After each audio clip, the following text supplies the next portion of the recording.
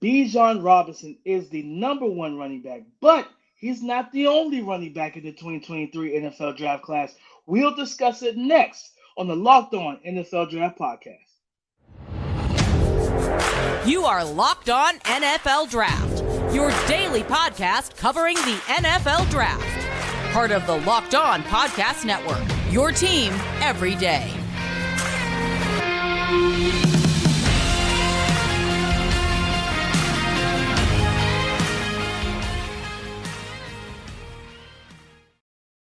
What is up, everybody? Happy Friday. Welcome back to the Locked On NFL Draft Podcast, your favorite and daily podcast covering your favorite draft prospects, part of the Locked On Podcast Network, your team every day. I am your boy on the ones and twos, as always, Damian Parks. You can find me on Twitter at DP_NFL, national scout for the Draft Network, and your favorite and local running back guru. And as always, I got the champion with me. Keith, talk to him, baby. Man, what's up, everyone? This is Keith Sanchez, senior draft analyst with the Draft Network. Man, and like DP always says, man, 2019 national champ. Yes, those LSU Tigers, greatest football team ever assembled, man. You know why we're here? We're here to bring championship level content surrounding the philosophy of NFL draft, the perspective of the NFL draft, roster management, right? And DP, we're going to get into those running backs, man, because I think we have a rather interesting conversation. And you being a running back guru, you have quite a few interesting takes, man, in regards to the running back. So let's go ahead and kick this thing off, man. Nah, Keith, and some people right now would deem your boy the running back hater, not the guru, Yeah, right? I mean, I will put you in that category. And I feel like that's unfair because I'm just keeping it real, baby. Like, for me, man, we know what it is right now in this class. Right? This is a deep class of running backs, Keith, and it goes not just 2, 3 rounds, 4, 5 rounds, right? Look, we saw last year, one of our favorite guys down at the Senior Bowl, Damian Pierce, lead the Texans in rushing. You know what I mean, as a rookie, and he was late day 2, day 3 pick. Because Florida didn't use him right, and the production wasn't there. Which is, just want to give that out to the family, to listeners. Production in college is not everything, guys. Traits translate, stats stay in school. So, like, we know that this year you have Bijan, Keith, but it is Bijan versus the field, truthfully. You know what I mean? When you look at this running back situation, so I want to get into. I want to have this discussion in front of the people. How are you viewing this situation? Are you like, man, if I need a running back, let me get Bijan in the first? Or are you willing to wait to the second, third, maybe fourth round?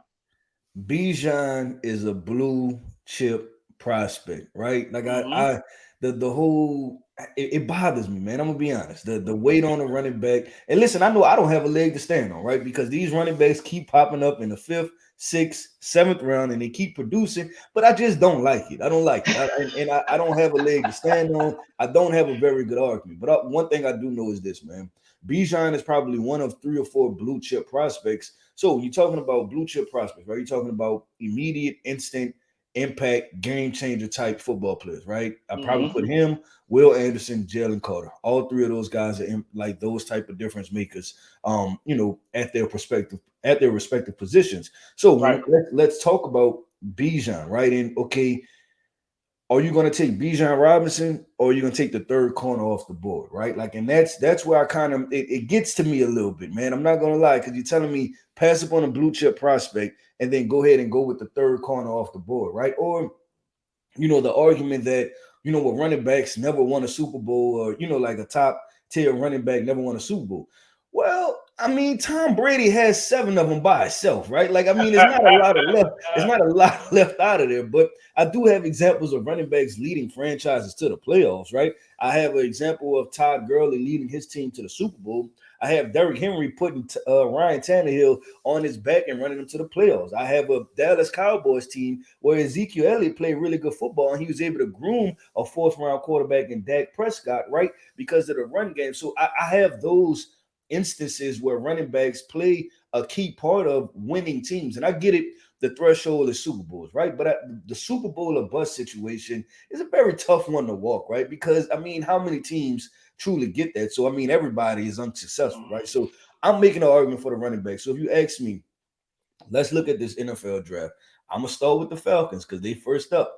Take Bijan Robinson. Go ahead and take him. And I get it. It's you have Tyler Algier, right? But that's like having Ryan Tannehill when you can have Tom Brady, right? Like there's still levels to this running back thing. Tyler Algier is a good running back, but he's not Bijan Robinson, right? So then I go back to my next team is the Eagles, DP.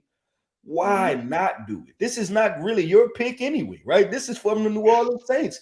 Good job. You swindled them, right? You got them out of a first round pick. Then they wind up having a bad season. So now you're picking what, 10, 11, or 12 or something like that? So go ahead and draft a luxury pick, right? Like take Bijan. And then now how are you going to be stopped, right? Jalen Hurts, Bijan Robinson, A.J. Brown, Devontae Smith. Good luck. And then you still have your other first round pick to kind of supplement that. And then so you go down this draft order, man. It's numerous teams where I'm like, there's no way you can let Bijan Robinson fall. But DP, I know you're gonna make the opposing argument, man. Of course I am, and I love Cool, Bijan, man. bro. That's what he's a Cool, blue bro. chip. He's one of the three in this class for me as well. But when you bring up the Atlanta Falcons, right? Like for example, I'd rather go with Christian Gonzalez or Joey Porter or Devin Witherspoon to pair with AJ Terrell, or God forbid, you know what I'm saying, Jalen Carter falls. Let me get a more impactful player on our defense, because I'm gonna tell you, Keith, what I feel like is going to happen. There's going to be runs in this class, and there's going to be runs at tackle. Eventually, there's going to be a run at receiver, but there's going to be multiple runs at corner, and I think that's a dangerous game to play for a team that needs another cornerback, Philly included. To be like, top 10, let me get Bijan. We can wait the second, third round. You wait too late, the cover's going to be a little bit bare, and you're going to be getting a fifth round corner rather than the second round corner. Okay, and to my point, this is a deep corner class, right? It So is. why not get Maryland cornerback Deontay Banks, right? Who you can possibly still get at the top of the second round and nab Bijan Robinson, right? That like my point is not just Bijan is not just a running back, right? He's the running back, right? Like, and I think that's where I'm kind of like, okay, where is the, I don't want to say disconnect, but like the dude Yeah. talented, right? Like we're No, not no, talking he's a about this. boss. Yeah. He's a boss. I love him. You know what I'm saying? He's the best RB prospect, truthfully, since Saquon Barkley. But I also remember in that class, the Giants effed that up, and messed that up by going Barkley instead of Big Q, where they could have got Nick Chubb in the second with Big Q. You know what Okay, I'm so saying? I agree. This is my question though. If like let's take Tyler Algier again, right? If Uh-huh. Tyler Algier is on the New York Giants this year, where's Oh, Daniel Jones? no. It's a different situation. No, No, we gotta he's not. talk about it. No, We have he's not. to He's not gonna do He's not gonna do what Saquon was able to do. and, That's a and, fact. and, That's a fact. I will and agree with you there. so Saquon Barkley got Daniel Jones paid, right? Because he carried that Essentially, team. essentially, essentially, yes. He got the tag, and he got my man paid one Yeah, hundred so percent. No, but I'm with you. And then my kind of argument is, all right, if I'm the Falcons, I got Tyler Algier. You right. know what I'd rather have in the second? What up? Jahmyr Gibbs. I'd rather Okay. get Christian Gonzalez one of these top three corners, and then get Gibbs at the top of the second, because they picked as high because they had a bad season. So now I got Algier, and that gives me the vibes of the other NFC South team that you mentioned, right? The Saints, when they had Mark Ingram and Alvin Kamara. I've been comping Gibbs to Alvin Kamara since the summer, right? Well, actually, it's been longer than that, because I've watched this kid since he was at Georgia Tech, and his skill set, he's just a more dynamic version of Kamara. Kamara's maybe a little bit more filled in body wise, but I think that's when you have that two-headed monster. Like I said, I love Bijan. Now, if the Eagles were to pick him, I wouldn't be against it. But it's more so for me. I'm like, all right, if you got true other needs, like corner, there are going to be at least two runs within the first three rounds on corner. I truly believe that, and it's dangerous to just wait, because then, like I said, you're gonna be reaching for a fifth round talent in like the third round, and you don't want to put yourself in that position. So I'd rather get my corner and my defense early, because at the end of the day, I don't think there's going to be a run on running backs where you have all these different names, Keith. So if it's Bijan versus the field, I got to take the field. All right, well, listen, man. DP entered another name into the mix, man. Jahmyr Gibbs. He entered that name into the chat. So we're gonna coming up next, man. We're gonna talk about the talent that is Jahmyr Gibbs, Mister Tear the Combine Up, Mister 4-3 himself. And we're gonna get into this conversation because I think I have a rather interesting take on this one too. Listen, guys, at the end of the day, when you really, really, really need something to quench the thirst. But in this case, crave the hunger. But you don't want the fats and the carbs and all that. I want you to consider and try out Built Bar. Built Bar is a protein bar that tastes like a candy bar. It's made of 100% real chocolate, so you get all of the goodness from that. But it gives you about 17 to 18 grams of protein, as well as it's easy to find. You can go to your local Walmart, go to the pharmacy section, and you can find a 4-bar box of Built Bars, different flavors. You can go to Sam's Club, get a 13-bar box of Built Bars, different and a variety of flavors as well. If you don't want to go into the store, you could just use our promo code, right? Go to BuiltBar.com, use the promo code LOCKEDON15, and you'll get 15% off your next order. Go to BuiltBar.com, use the promo code LOCKEDON15, get 15% off your next order. Keith, you talked about Bijan Robinson, baby, and he talked about blazing. 4.36, which I still don't think that's right. You know what I mean? I think that whoever's doing these times at the NFL, at the combine, they did a little slow off the draw, Keith. There was a couple times that weren't right. And I think, Jahmyr Gibbs was one of them, man. But you think about this or that, kind of what we were talking about in the first segment. Bijan is a guy. Jahmyr Gibbs is a supreme talent that could do everything. So talk to the people on how you feel about Gibbs, and in a situation of this or that, would you rather draft a Bijan Robinson at the top of the draft, or if Jahmyr slipped to the top of the second, which would you rather have, this or that? All right, right. I'm about to double down on this first of all. Jahmyr Gibbs, top 15, the top 20 prospect. Take him in the top 20, baby. We should see 2 running backs go in the top 20. So I'm doubling down on it. I'm all in on this too, man. Jahmyr Gibbs, Alabama running back. This guy's not just a running back. He's an offensive weapon. You watch the game against Texas DP. You watch the game against who else? I think the LSU game, even though they lost that game, he was carrying that team. And numerous games throughout this entire season, he was the best wide receiver at running back. Only wide receiver. The only wide receiver that showed up. And he's a running back, man. And he's a pure running back, right? We're not talking about one of those situations where we had Ty Montgomery in the past and they, he's a wide receiver, they put him at running back. No, this guy's a true running back. This guy has footwork and hold, he's elusive, vision, everything else checks every single box. But for the sake of this, I had to get that off my chest. Jahmyr Gibbs should be going top 20 also. But this or that, I will say this, DP. Taking Bijan top 10 or Jahmyr Gibbs at the top of the second, I would rather take Jahmyr Gibbs at the top of the second. And that's because that's predicated off of the fact of I like Jahmyr Gibbs as a top 10 player.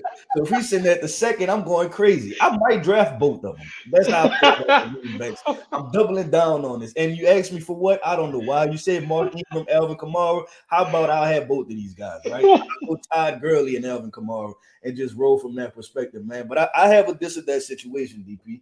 Because I'm going to, put you in a situation. Are you taking Bijan Robinson, top 15, right? Top 15 pick where he belongs. Let me add that part. Or are you taking a Tajay Spears back into the third round? I'm taking Bijan. I like Spears a lot, but I think Spears is more of a compliment. You know what I mean? Dynamic guy, shifty, jitterbug, crazy cuts. We saw him down at the Senior Bowl. That speed is for real. You know what I mean? But I don't believe that he's going to be a true 3-down back in the league. I'm not saying he can't. I just don't foresee that for his game and for his projection to the league. I think he's going to be more of an RB2 paired with a bigger back. So in that case, I want the 3-down guy that is a Jahmyr Gibbs who can do all of those things and stay on the field, Keith. Now, if you had asked me, do I want Bijan top 15 or Tank in the third, I'm taking Tank in the third. Okay. I'm absolutely taking Tank in the third. I can do everything with Tank. I can run zone. I can run power. You know what I mean? I can all this pinning and pulling, toss sweeps, halfback dives. I can run all of it. And he may not have the same level of explosiveness, and he's underutilized in the passing game. But one thing I always tell people when it comes to running backs, think back to Le'Veon Bell when he was about, he was like, 240, 50 pounds or whatever he was at Michigan State. He didn't catch the ball a lot. Todd Gurley, when he was at Georgia, he didn't catch the ball almost nearly at all, right? Like they use him similar to like the Randy Moss. Like this is your trait. Running the ball is your trait. Well, you're going to run the ball here. And then once he got to the league, you start to see like, oh, okay, so he can catch the football. Auburn's offense was just very lackadaisical. It was just a mess, Keith. The quarterback play was subpar at best, to be nice about it. And as a result, they didn't feature the running backs that much in the passing game. But I think that Tank can catch the ball out of the backfield well enough to where he can be a weapon out of the backfield as a check down guy, short, kind of just get the ball out as that option, screen games, be functional. He may not be Jahmyr Gibbs as a weapon, running routes out of the slot and everything, but he absolutely can be functional and help your offense in the passing game as well. So now, like I said, Spears, no, I'm taking Bijan. But if you actually Bijan in the first top 15, but Tank in the third, I'm taking Tank because I can get the best bang for my buck. Take Tank, use the first 2 rounds to build up my defense or O-line, whatever it is I need to fix. Let me get the blue chip players at those positions, and I can get Tank in the third. All right, well, listen. If this or that, man, I'm supposed to present the situations, right? Of course, you set yourself up with taking the third, man. I have one other proposition for you, right? Because we're talking about running backs and, we can find value in the 6th, 7th round, no problem, right? Okay, so cool. So I'm going to ask you this, man. Would you rather Zach Charbonnet in the 3rd round, or would you rather Zach Charbonnet, I'm sorry, UCLA running back Zach Charbonnet, or would you rather TCU running back Kendre Miller in the 6th, right? You want your value, get your 6th round pick. Which one would you rather, right? Like we talk about value. Isaiah Pacheco, he went in the 7th round. So I'm asking you, which one would you rather? Man, that's tough. That's tough. But I'm gonna say this: I like Charbonnet a lot, and Kendrick Miller is starting to kind of creep up on the rankings for me as I watch more tape on this kid. I'm gonna go Miller. In the 6th. I think Miller's a more explosive runner.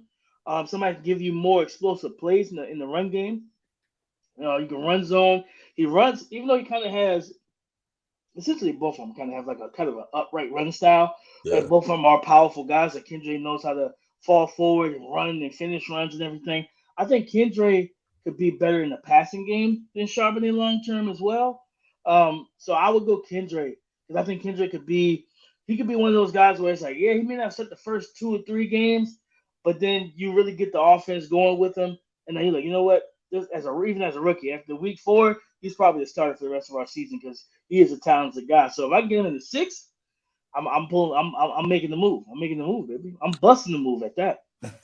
Yeah, Kendrick Miller, man, he was a tough grade for me because I you see the effectiveness, but there is also a lack of athleticism. So I think there's a high variance in what you can get from him. I think he's a team specific running back. But there are some things there, right? You have to give him credit for what he does and how he's effective. I think he wins different. And you mentioned Le'Veon Bell.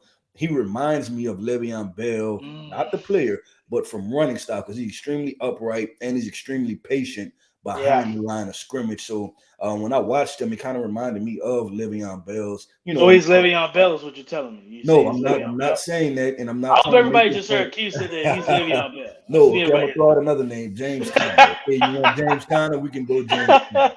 So we can go with that comp too. So you're not about to stick that on me, bro. I thought the name real quick. You're definitely not sticking that on me. And I think Le'Veon Bell went in the 2nd round. So we're talking about two totally different situations. But nah, man. So listen, we wrapped up the running backs. We talked Bijan Robinson. We talked Jahmyr Gibbs, who is one of my favorite players in this entire draft class, man. And then we also did a little this or that, right? Put DP on the hot seat. But coming up next, man, we have a new segment that we're introducing to y'all, man. It's called Dame's Dudes, right? Damian Parson, his guys, his dudes, and we're going to talk running backs. So we're going to give you an in-depth outlook and perspective on some of his running back prospects that are kind of sprinkled throughout the entire draft and some names that we should have highlighted moving into the draft. Dame's Dudes, man. First of all, Keith, that's a really good name for a segment. I like the name. It's crazy. It's almost like you made it up, man. It's almost like you made it up. Who knew? Who knew, man? Nah, guys, listen. I'm going to throw out 3 names that are in my dudes list at the running back position, man. I'm going to start off with Oklahoma running back Eric Gray. I've been a fan of this young man since he was at Tennessee, and for whatever reason, Lincoln Riley didn't know what to do with him when he was there back in 2021. And, him going off to USC and bringing in Brent Venables, we saw Brent lean on Eric Gray. And then we saw him down at the Senior Bowl, and one thing that really stood out to me, man, the ability in space, Keith. I think he could be a weapon out of the backfield. He's got that jitterbug, but he's got a nice nice filled out frame, especially from the lower half with his legs, being able to really navigate off of contact. You know what I mean? Bounce outside, bounce runs outside. Once he gets into the teeth of the defense, I feel like he got good vision and good burst and speed to make big plays in the game, whether it's in the run game or the passing game. Also, I gotta go with, of course, Kenny McIntosh from Georgia, man. You talk about a guy that can do everything, man, and he's such a smooth operator, man. Tall guy has the I think he's like 6'1", 200, 205. There's times on tape, Keith, he looks like a wide receiver when they put him out wide. I love his game. I love what he brings. Guy that can run the pin and pull game and the power game. He can run the zone stuff. You can give him the toss sweeps, but then putting them outside and running tunnel screens and running wheel routes, he even run slants with them and drags. They treat him like a receiver at times as well. So he gives you that full skill set, and he's not afraid to pass protect. And the third guy, and that's hard because this is a really, really good really good and deep running back class. I'm gonna go with my short king, Deuce Vaughn from Kansas State. Jitterbug guy that can really hurt you in space. We had him. We talked to him. I think it was back in the fall. And this intelligent kid really knows how to play a running back position. And if you just ask him about playing the position, man, he can go on for days and really break the game down to you at a high level. I truly believe this young man is going to be a running backs coach once he's finished playing the game of football. But a guy that really has some of the best feet in this class, knows how to really work defenders, Keith, and break those guys down. So, like I said, man, those are my Dame's dudes right now. Deuce Vaughn, you know what I'm saying? Kenny McIntosh, right? And my boy Eric Gray, Keith. So talk to me. How you feeling about my Dame's dudes? I mean, for first segment, well, your first go around, I thought it was pretty decent, man. I thought it was pretty decent. I know there's a couple guys left off of there. I thought you would have. We talked about Tajay Spears already, but I thought Tajay would have been a guy on there for you. I was surprised with the Deuce Vaughn, man, and I want to know, what went into you throwing him on there, right? Because obviously, he's small, right? So he's going to be a captivating like prospect, right? Like everybody's going to talk about Kansas State running back Deuce Vaughn because he is undersized. What are you buying in? That you still like, I still think this guy can be successful. Man, you know how we use the term playing bigger than their size for like wide receivers? Yeah. Like Devontae Smith being 170 pounds, but then he goes and mosses two guys at the blink of an eye because he plays bigger than his weight. And I feel like that's the same thing with Deuce, man. There's plays where he's like the lead blocker on like QB runs, and he takes out a linebacker, just runs through him, bodies him, pancakes him. And I feel like it's one of those situations where you hit a term, no one told him that he's small. And it's like, that's how I feel Deuce Vaughn plays, man.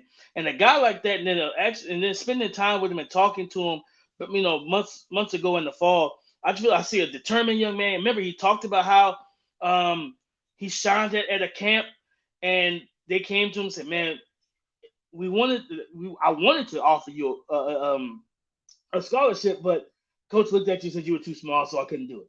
Right? And it's like it sets that kind of mindset, that chip on his shoulder. And I just said this is a determined young man that's going to find a way to beat the odds, right? Beat the historical data against smaller running backs. So, and he's the same height as me, so I got to give him some love. the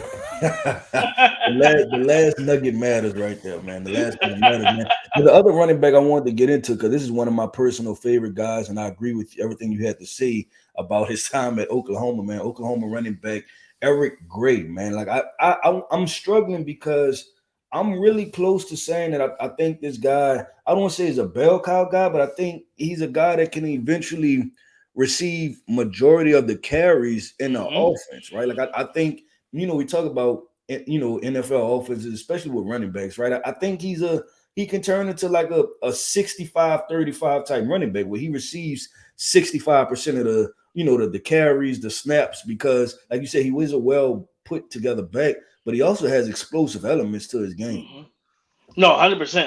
I'm Keith, I'm with you when you say that like, yeah, he doesn't give you like, he may not like pop off when you first really look at him like, man, he's gonna be a 3-down back in the league.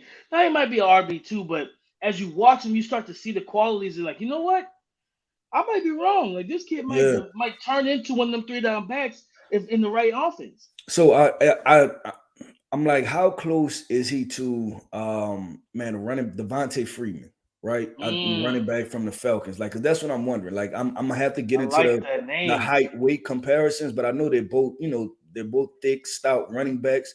And I just like how he approaches the game, man. And he runs with power at time also. He's just not very tall, but I think his weight might be 210, 215, and that's plenty big enough as a running back to receive majority of those carries. So it's definitely a guy, man. And my stock for him is continuing to climb as a running back. That's a name, bro. I'm gonna list this out real quick before we get out of here. Devonta Freeman, 5'8", 206, 29 and a half on the arm, 9'3", 9'3" on the hand. Eric Gray, 5'9" and a half, 207, 9'3" on the hand, 29 and 5/8 on the arm. So they're almost identical. I mean, this is why we do what we do, baby. This is why we do what we do, man. This is why we do what we do. But hey, definitely, man. That's somebody. We always like to give our listeners little nuggets into this, especially the draft process. Definitely somebody to circle, man. If you can go on YouTube, circle him. Go to the draftnetwork.com, pull up his draft report. Highly talented football player, Oklahoma. I don't know what the hell he was doing with this guy because he's a true gamer at the running back position. But definitely somebody, man, to definitely look out. For sure. But guys, that is our show, man. Talking running backs right here on a good Friday, a happy Friday, man. It's always happy to talk running backs for your boy. Even though I'm not say draft Bijan top 20, Yeah, I still crazy, love my guys. Crazy, I still love my guys, man. Don't do that, Keith. I still love my guys. But guys, as always, we always appreciate all the love.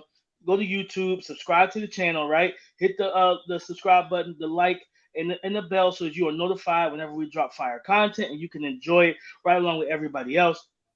And so keep running them numbers up, running up that check, running the numbers up. Go to the audio side. If more of an audio person, please like, subscribe, download, share, leave a 5-star review on your favorite podcasting apps. We can find us there. So guys, as always, we thank you for making Locked On NFL Draft your first listen today. It is the weekend, so y'all have a great weekend. We'll be back Monday with more than likely a mock draft Monday, unless some Aaron Rodgers news drops over the weekend.